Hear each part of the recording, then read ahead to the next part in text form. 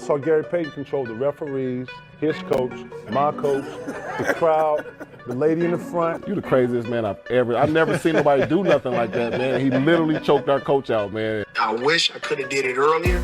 I don't know if the outcome would have been different, but it was a difference.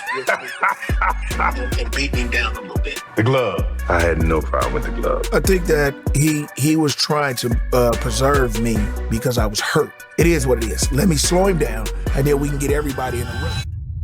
He was absolutely shit. That is exactly what Gary Payton said about some of the greatest players in NBA history. At 52 years old, the glove is still holding grudges. These grudges are not about hate, they are fuel, about keeping the competitive fire alive forever. We are diving into the 5 NBA legends Gary Payton will never forgive. If you are finding this helpful, hit that hype button and let us know you are loving the insights. To understand Payton's list, you first need to understand the man himself. He was born in Oakland, California, where his father, Al Payton, was known as Mr. Mean. It was a way of life. Al taught Gary one essential lesson. If they talk to you, talk back. Do not sit in silence. Silence is weakness. In Oakland, presence was power. His father taught him that words were weapons capable of disabling an opponent before physical contact even began. Trash talk for Payton was never just noise or empty banter. It was a sophisticated performance tool to pump himself up and reach the zone where his defense became unstoppable. He would distract opponents and shift their focus from the game to their emotions. He used it to establish hierarchy and gather information about an opponent's mental toughness. For Payton, unforgiveness meant keeping the competitive transaction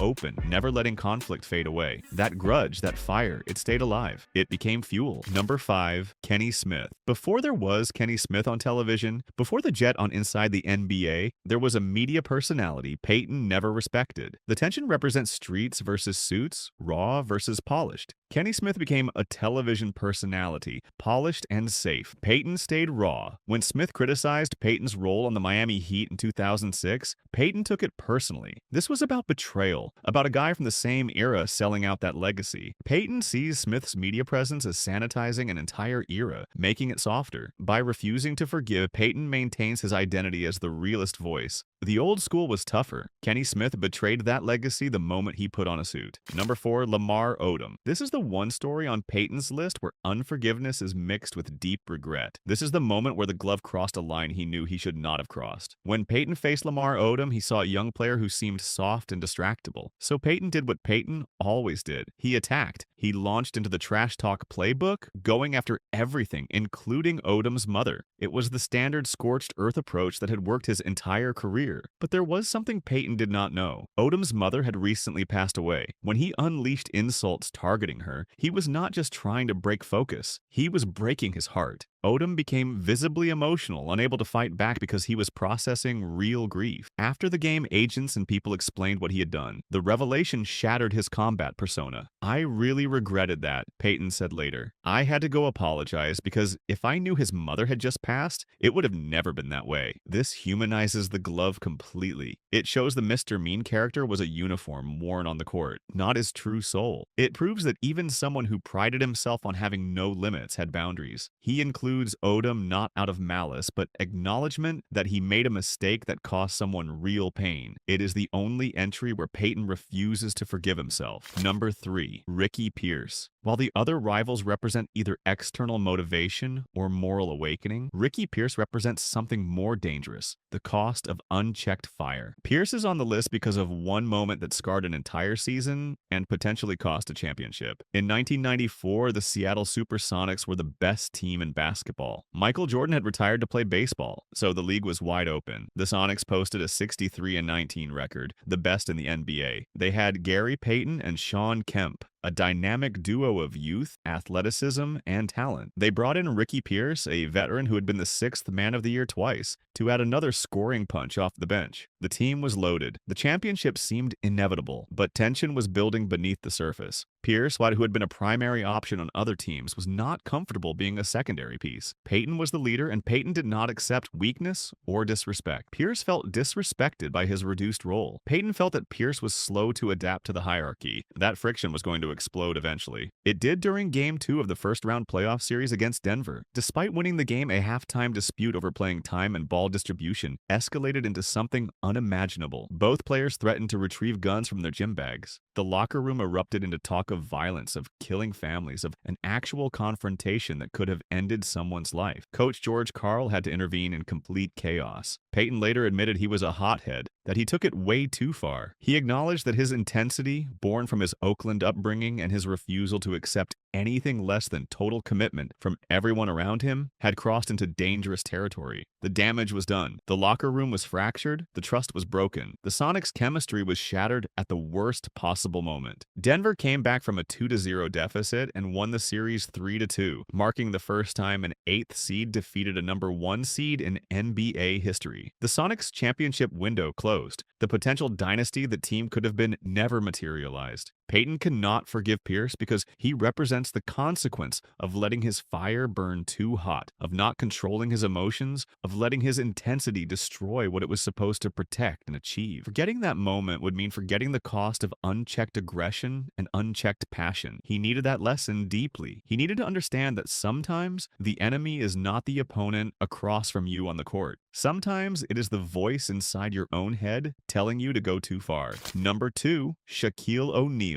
If you wanted to understand the raw nature of Gary Payton's competitive approach, look no further than his rivalry with Shaq. Shaquille O'Neal was a force of nature, a 7'1", 325-pound giant who fundamentally changed the game. When you are a 6'4" guard, when you are undersized by nearly a foot and a half, when you are going up against someone who outweighs you by over 100 pounds, you cannot win with physicality. You have to win with your mind. That is exactly what Payton did. He could not block Shaq's shot. He could not stop him from scoring, but he could get in his head. Payton went after Shaq's personal life, his family, his ego, anything he could find. Shaq later admitted that Payton was one of the most cruel trash talkers in NBA history. He would talk about your mama, your grandmama, and he will not apologize, Shaq said. Payton did not care if he crossed lines that others would not cross. For him, every tool was available in the battle for dominance. The intensity of these battles reached a breaking point at one crucial game. Shaq had simply had enough of the constant disrespect. He decided that after the game he was going to physically assault Gary Payton to teach him a lesson that words alone could not teach. It would have been a disaster for Payton, but something unexpected happened. As Shaq was planning his revenge, as he was getting angrier and angrier, Payton's mother appeared. She gave Shaq a look, just a look, that conveyed everything he needed to know. Shaq recounted the moment years later. "I wanted to fight Gary one game, but Mama Payton gave me this look. I was like, yes ma'am, yes ma'am. Do not you be talking to my boy like that." Even Shaq O'Neal, 7'1", 325 pounds of dominant force, bowed to the authority of Mama Payton. But the story did not end there at all. Years later, when Payton joined the Lakers with Shaq, and then when they both went to the Miami Heat, something remarkable happened. The fierce competition, the mental warfare, the refusing to ever yield, it all transformed into something else. It became respect. It became chemistry. It became the foundation of a championship team. In 2006, Payton was one of the very few players who could still yell at Shaq, who could still demand accountability. That toughness helped win a title. The grudge that Payton carries is not about lingering anger or old hatred. It is about remembering what it took to compete at the highest level, what it took to stand your ground against an impossible physical force. Number 1, Michael Jordan. Everything comes down to this. Michael Jordan is not just another rival. Michael Jordan is the benchmark, the final boss, the ultimate test. In 1996, the Seattle Supersonics were one of the greatest offensive teams ever assembled. They had a 64-win season. They made the finals against a Chicago Bulls team with a 72-win record. The Bulls were coming off their first championship under Phil Jackson and his triangle offense. The Sonics were young, athletic, and hungry. For the first 3 games of the finals, Seattle's coach George Karl made a fateful decision. He kept Gary Payton off Michael Jordan, fearing that Payton would get into foul trouble or exhaust himself. The Bulls took a 3-0 lead. They were 1 win away from a championship, but Payton was not okay with that at all. He demanded the assignment in Game 4. He told his coach he wanted to guard Michael Jordan for the rest of the series. What happened next is disputed, which is the entire point. Payton's numbers show what he believes to be true. When Payton became the primary defender on Jordan in Games 4, 5, and 6, Jordan's shooting percentage dropped from 46%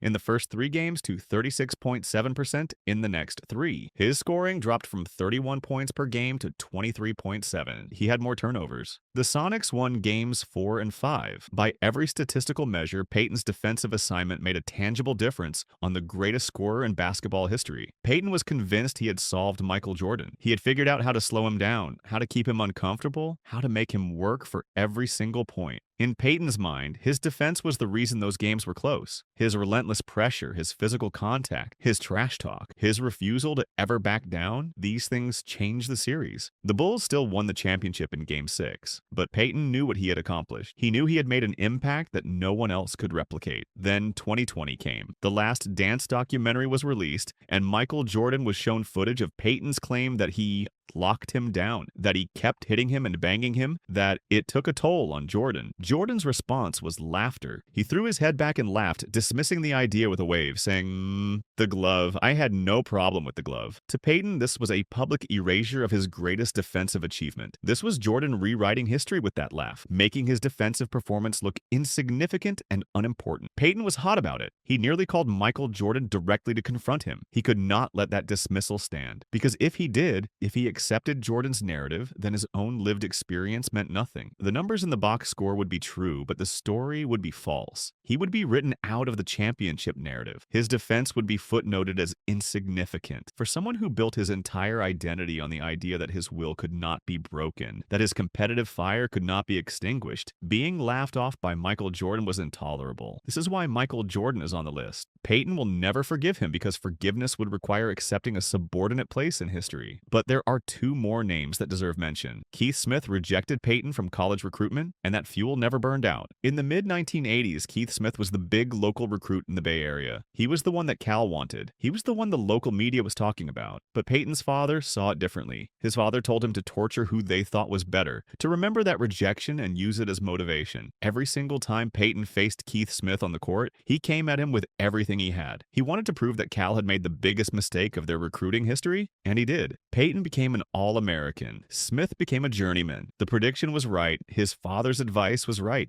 Jamie Feek tried to trash talk with Payton, and Payton dismissed him, saying he would not even be in the league the next year. The prediction came true exactly. For Payton, this is about hierarchy, about understanding that not everyone has earned the right to talk. You must accomplish something first. You must prove yourself. If you have not done that, your voice does not carry weight. These two represent the bookends of Payton's career, the fuel at the beginning, and the standard enforcement at the end. What does this all mean when we examine it carefully? At 52 years old, Gary Payton is not holding onto grudges out of bitterness or pettiness. He is holding onto them because they are fuel. They are the renewable energy source that powered a Hall of Fame career. Without Keith Smith's rejection, he might not have worked as hard in college. Without Ricky Pierce, he might not have learned the hard lesson about unchecked fire and its cost. Without Michael Jordan's dismissal in that documentary, he might have accepted a smaller place in basketball history. Without Shaq's physical dominance, he might never have developed his psychological warfare tactics and mental toughness. Without Lamar Odom, he might never have understood his own boundaries and his own humanity. These grudges are not toxic. They are strategic. They are the friction points that sharpened his game. They are the reason he became not just a great defender, but a force of nature on the court. Every single one of them taught him something. Payton's list teaches a valuable lesson for modern athletes today. In an era where everyone is friends, where everyone has endorsed each other's brands, where competition is polite and sanitized, Payton reminds us that the greatest achievements come from real conflict. They come from something personal. They come from refusing to accept disrespect. They come from turning every slight into gasoline for your fire. The glove will never forgive because forgiveness means letting go completely. And Gary Payton was never the type to let go of anything. Like this video if you truly think competition should be personal. Subscribe if you want more breakdowns of basketball's greatest minds and competitors. Comment below and tell us which of these feuds you think was the absolute wildest, the most intense, the most revealing about who Gary Payton really was.